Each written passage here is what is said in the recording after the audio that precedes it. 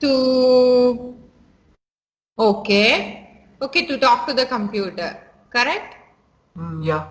Yeah, fine, good. Next, anyone? Okay. So before that, I want to tell you one reason or the thing that why are we going to study? What's the motivation for a student to study this assembly code? Okay. So first is this. This is the scenario given. All of you are aware of airbag controller. Correct? No airbag. In the car, airbag is there. Correct. When the person is going to get hit the steering, that airbag will blow. Correct? No. So we all know that the airbag is there in the car that is used to protect the person when the accident is going to happen. Correct? So now the question is this. How we can test the airbag that it will blow, or when the person is going to hit the steering, the airbag has to blow. That is the functionality of the airbag. Correct?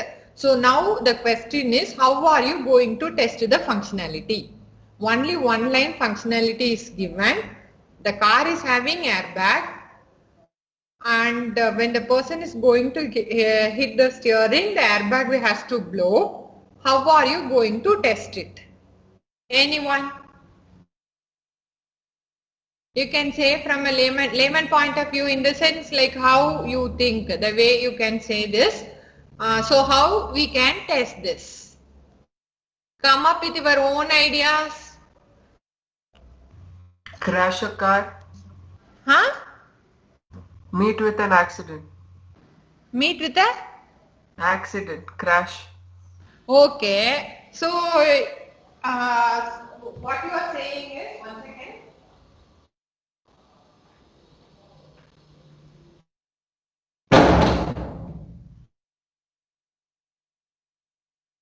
So your answer is, we can test it by like crashing the bag, or testing by bringing that okay, by replicating that accident scenario, or that. Yes, ma'am. Yes, okay, yes. Fine. So how many airbag you can test like that? Mahadev, no? Yes, ma'am. Mahadev, how many airbag you can test like that? See, there are quite a few interesting things are there. When the accident is going to happen, we don't know what is the speed of the car. We don't know whether it is raining, or whether the person is driving in the hilly area, or whether it is cloudy or windy. The climatic condition is also unknown. And we don't know the speed of the car. We don't know how the person is going to get attacked, like how the accident may happen from all the direction, or the person may hit from the back side, or from the sides, or from the top also. Anything may happen.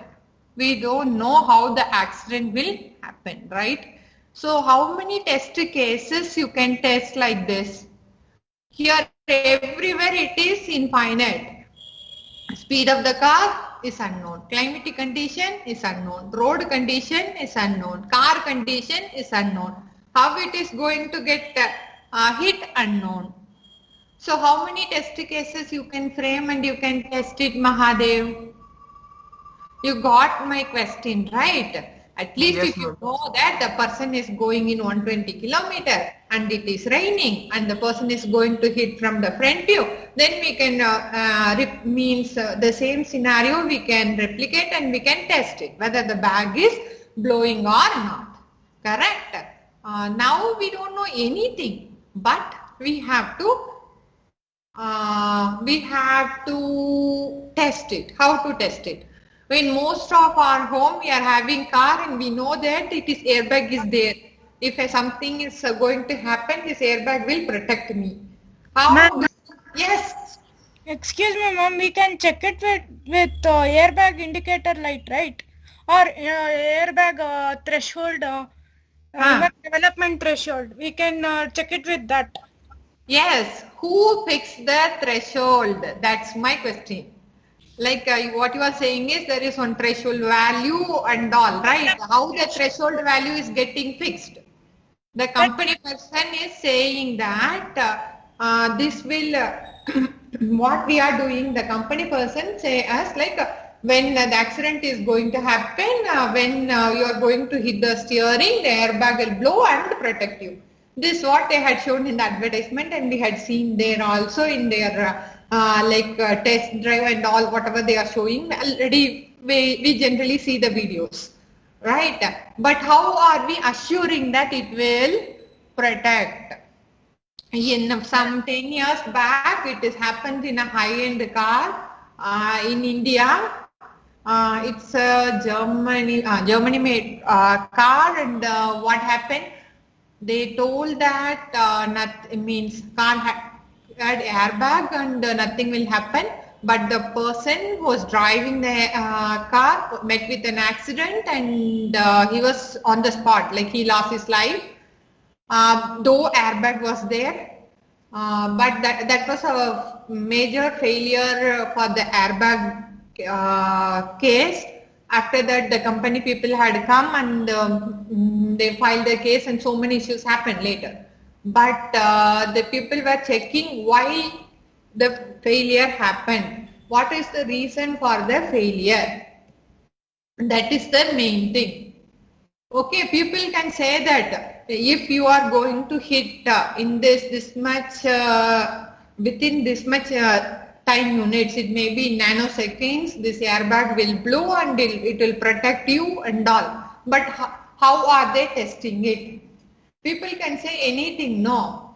But we cannot, actually now what we are doing, they are saying we are believing it, but how the company people are testing it?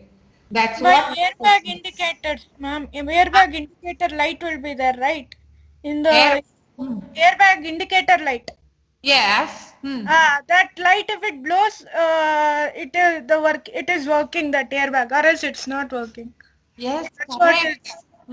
My question is not whether the airbag is working or not. My question is when the person is going to hit, but the person met with an accident. Okay, how you assure that the airbag will blow within the time unit so that it can save the person life? How you assure? Not as an end user, now as a design engineer. Now as an engineer, you are going to design an airbag. Okay. So how you can assure that this bag will blow within this time units? That is my question. Got it? Yes, ma'am. Yes, ma'am.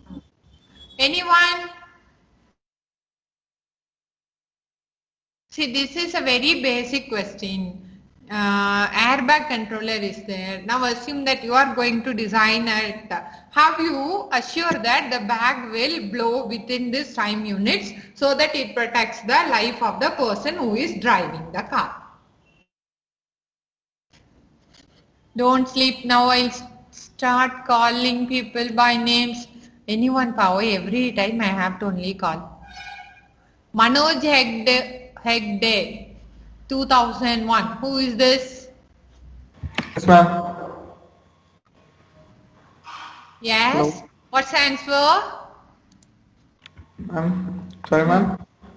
Manoj, what's the answer? You are going to design an airbag, Manoj. Okay? Yes, ma'am. Now you are going to test your airbag. How you are going to assure that your airbag will blow within X time units? That is, when the person is going to hit the steering, the airbag will blow on exact time and protects the person who is driving the car. The time before he hit the steering. Huh? The time before he hit the steering. The time? Before he hit the steering. Yes. How are you going to prove or show that the airbag will blow within that time?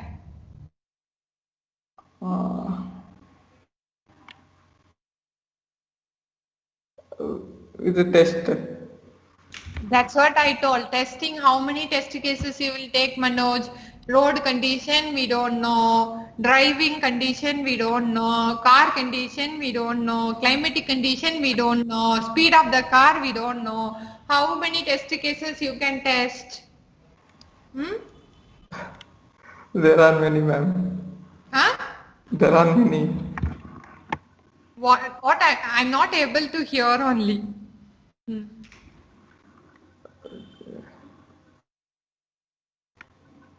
I don't know, ma'am. You don't know. Okay. Okay, fine. So you people got the problem, right? What I'm saying. You got the problem, no? So now, why? Now I'll say the answer for this. Okay. So the airbag controller. Now you let us assume that Manoj. Okay. Now we are we talk to Manoj. You know. So Manoj is the design engineer who is going to design it. Okay. So he had written the code for the airbag controller.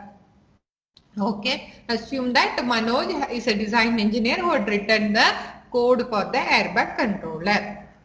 So now what we have to do is, first we have to find what is the time taken by the code or the program written. Okay, we have to find the time taken by the program written. Okay, and the next thing is we have to find out what's the hardware the program is going to run. Okay, so since it is in the car, it has to be an embedded system. Okay, so the thing, what do we have to find out? We have to find the time taken by the program on the given hardware. Okay, so to find the time, execution time of the program on the hardware, we cannot use a general purpose or a programming languages like C or Java or any other, whatever the languages you studied so far, it is like Python. We cannot use all those languages because see those languages, it is we are just calling printf, like to print something we are using printf and it will print the things, and we are reading input through scanf. So all these are the library functions and we don't know how many clock cycles it takes. Okay, so to make or to find the execution time of the program or to estimate the execution time of the program running on the hardware, we have to use the hardware level instructions or the instructions that can talk to the hardware directly. Okay, we cannot use any programming languages like C or Java or Python because it is too difficult to find the execution time when it runs in the real-time systems. In a real-time system, each and every unit of time, each nanosecond is important. See, if we miss 1 nanosecond in an airbag, what will happen? If the airbag fails to blow within the time units, the person will lose his life. Okay, so this is between in a real-time systems, missing a deadline will lead to danger of a person's life. It's not like we won't get output or something, nothing will happen. It's not the case. If we miss any deadline, if the airbag failed to blow, the person will lose his life. It's not only the person. If it is, if any other vehicle is hitting from the, it depends on how many people will lose their life. It depends on the environment and how and where the accident is happening. So mainly missing the deadline in real-time systems will make the life risk of the people who are using it. Okay, so that's a reason we cannot use our programming languages, normal programming languages like C or Java or Python, because all these things are using inbuilt libraries that will take so many clock cycles to execute that we cannot calculate or estimate. Okay, so we need a programming language that talks to the hardware directly, and so that it is hardware friendly, it has to be hardware friendly, and it has to be and we also as a programmer, we should be aware of what is going on there also. So it has to be user friendly and it has to be hardware friendly. And another very important thing is it should be easy for us to estimate the execution time of the program when it runs on the hardware. Okay, so by keeping all these things in mind, people had come up with the assembly language. Okay, so with the assembly language, the programmer talks to the hardware directly. Okay, we are not using any compiler or something to convert our programming, whatever the program we are writing, to the low level code and all. Directly we are talking to the hardware directly. Okay, so there is no intermediate representation, nothing. We are accessing the hardware directly. Okay, so as I already told, what is computer architecture? Computer architecture means how a programmer sees a computer. Correct? No. How a programmer sees a computer, or the attributes that is visible to the programmer. So now as a programmer, how you are going to see a computer is, we are going to see the computer as a collection of instructions. Okay, we are going to give some instructions to the computer will perform the instruction and give us some output. Okay, we are going to give instructions, computer performs the instruction and give us the output. Okay, so how we are going to give the instruction? We are going to give the instruction through assembly language.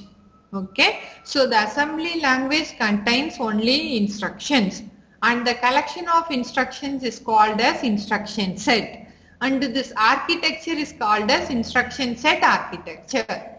So instructions are nothing but it's a command to the computer, and the collection of instructions are called as instruction set, and the architecture is called as instruction set architecture.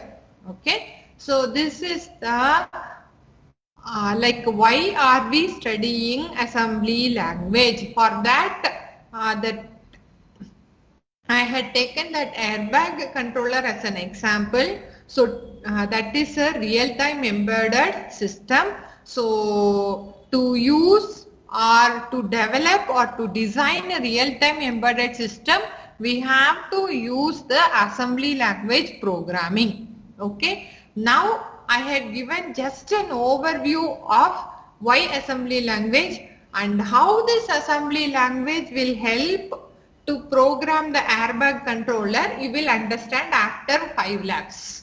Okay, because first you have to understand what is instruction set architecture, what are all the different types of instruction, what are registers, all the things you have to understand first. After that only you can relate it to the application. The application is just to motivate you to study the assembly language. One thing I want to say clearly, if you want to work in embedded system, or if you want to work in any real-time system, 100% you have to know assembly language programming.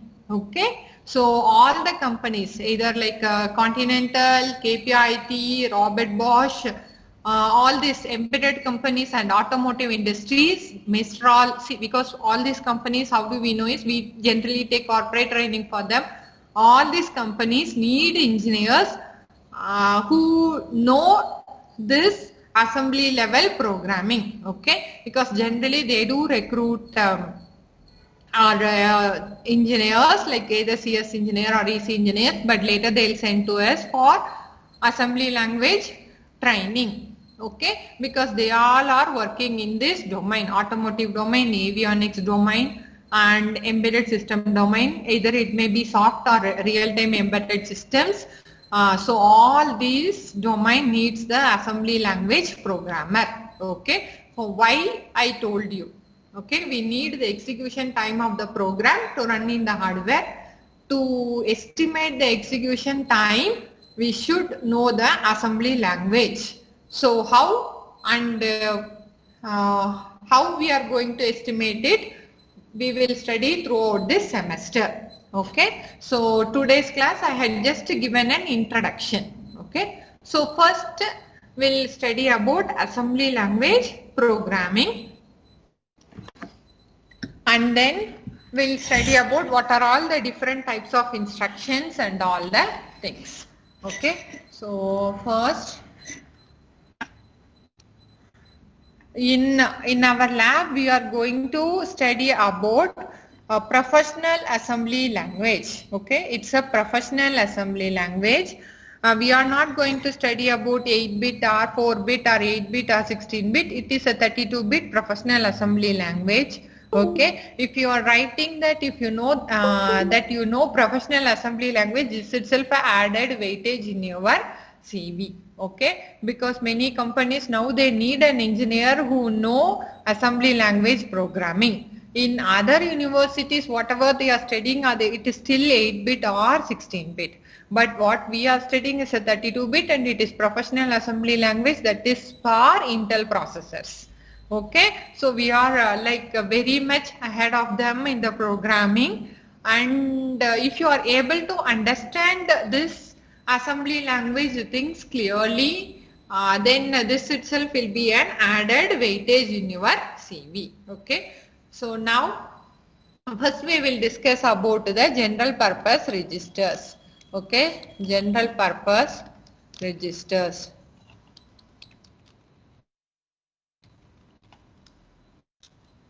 There are 8 general purpose registers. Okay, 8 general purpose register: EAX, EBX, ECX, EDX, ESI, EDI, EBP, ESP. Okay. So first we will discuss about general purpose registers. Through these registers only we are going to write our program. Okay. These registers are the main thing. We are using these registers to write our program. Okay. So it is all these registers are of 32-bit. Okay. There are 8 general purpose registers, and you can remember like this: E and X is common for the first 4 things. In the mid, it is A, B, C and D. Okay. So E, A, X, E and X are common for the first 4 registers. In the middle, A, B, C, D comes as sequence. So the 4 registers are EAX, EBX, ECX, EDX. And the next is E and I are common for the next 2. And in the mid it contains S, and in the second in the mid it contains D. So we can say that this S stands for source, I stands for index. Source, index. Next is EDI. D stands for destination, I stands for index. It is EDI. Okay. So the next 2 are ESI, EDI. Okay. And the last 2 is EBP and ESP. ESP stands for stack pointer and BP stands for base pointer. Okay. So the 8 registers are EAX, EBX, ECX, EDX, ESI, EDI, EBP, ESP. These are all the 8 general purpose registers. And all these 8 general purpose registers are 32-bit. Okay. These 8 general purpose registers are 32-bit. Okay. So now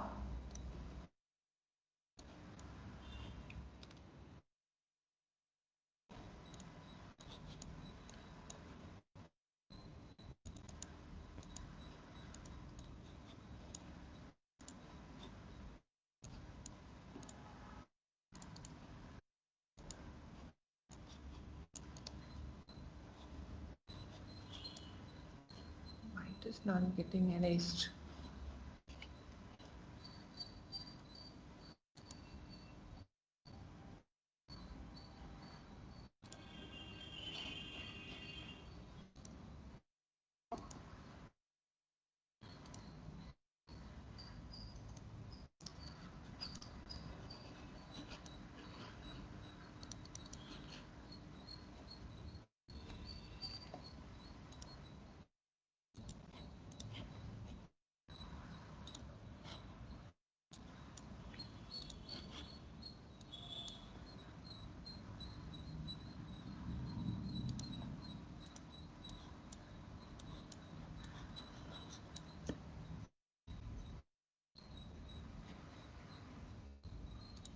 Okay.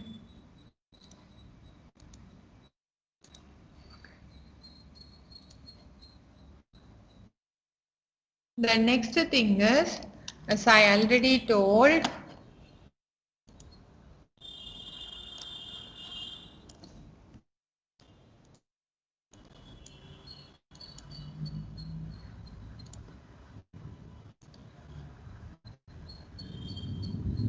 this is EAX register, which is 32-bit. This is 32-bit. This EAX register can be divided into two 16-bit registers, okay, and we call it as AX. We call it as AX if it is a 16-bit register. If it is 16-bit, the EAX we call it as AX.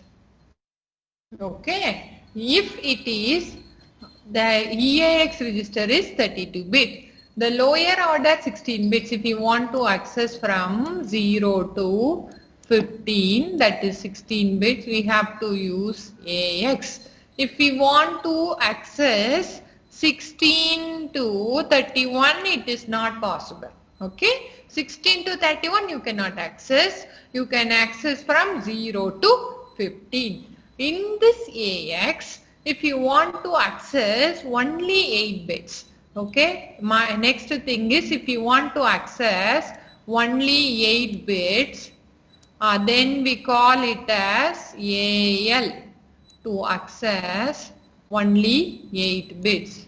First 8 bits, this is represented using AL.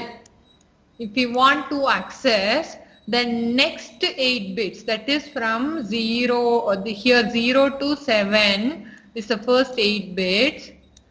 From 8 to 15, if you want to access, then you have to use AH. AL stands for lower order. So 0 to 7 AL. From 8 to 15, we call it as AH. Okay. So as together, EAX is the 32-bit register. In that,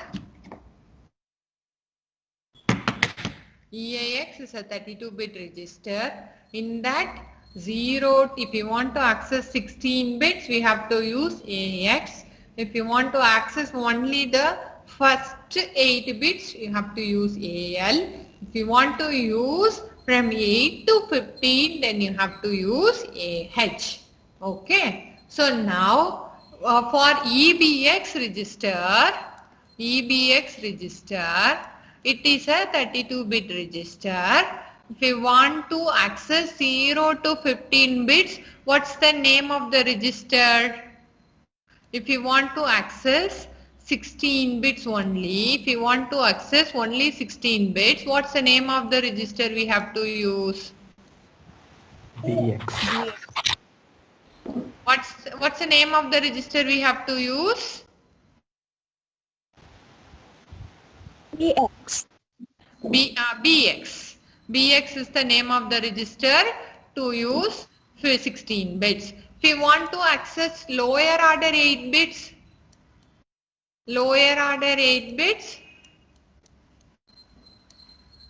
then we have to write B. Lower order 8 bits, no, so L. Okay. If you want to access higher order 8 bits, that is from 8 to 15, then it is BH. Okay, this is for the higher order 8 bits. Now what about for ECX? The name of the ECX is a 32-bit register. If you want to access 16 bits, you have to use CX. If you want to use lower order 8 bits, we have to use CL. If you want to use higher order 8 bits, then you have to use CH.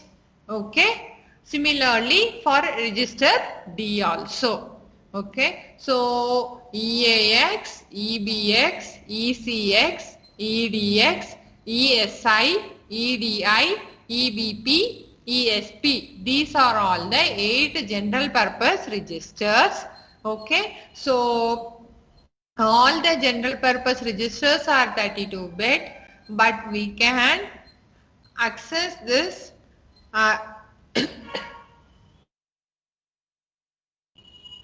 we can access 16. One second. We can access the 16 bits, and we can also access the lower order 8 bits and the next higher order 8 bits. All the things are possible. Okay. So what we studied in today's class? Today's class we studied about Pavan.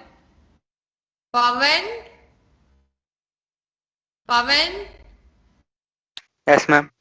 Pavan, what are all the things we studied in today's class? First we studied about airbag controller. Why? Yes, ma'am. What's the reason for our assembly language? Why do we have to study assembly language? That one we studied. And after that, what are all the things we studied? General purpose registers. What are all the general purpose registers we studied? EAX, EBX, ECX, EDX. And the remaining I didn't note, ma'am. Okay, reminding anyone? Yeah, Pavan. Thank you, Pavan. Reminding. A, B, C, D, everybody is remembering. Correct. E and X it starts, and then in the mid A, B, C, D will come. Okay, so anyone can write the first 4 registers without any issues. Remaining 4 is the problem. If you are able to relate it, then it is fine. Anyone? Rohan? EBP, ESP. Very good. EBP, ESP. Yes. Next. Another 2. EBP, ESP is fine. I told no, one is source index, another one is destination index. Now can you name the register? ESI, EDI. Yes, very good. ESI and EDI. ESI, S stands for source, I stands for index, EDI, D stands for destination, I stands for index. Okay. See, why we are studying these 8 registers again and again is throughout this full semester, this assembly language, we are going to use these 8 registers only. With that, we are going to work write the program. Okay. So if you know the register name clearly, then there won't be any issues. Particularly during the final exam, what student generally what's the issue that we face is they write the program perfectly, but the register names are jumbled. Okay, instead of ESI becomes ECI, something and all they will write. That's the reason I told ABCD will come continuously. Starts with A, starts with E, end with X, and ESI, EDI, source index, destination index, EBP, ESP separately. Okay, these 8 registers you have to remember it clearly. Okay, so in today's class we studied about only 8 general purpose registers and the introduction to not introduction, why assembly language program for you. Okay, for a computer science engineer, why do they have to study assembly language program? That's what today's thing. Okay, so tomorrow we are having class at 11:15. We'll study at least we'll try to start write very basic instruction, first level instructions tomorrow we will write, and so that we can start our lab. Okay, so no problem.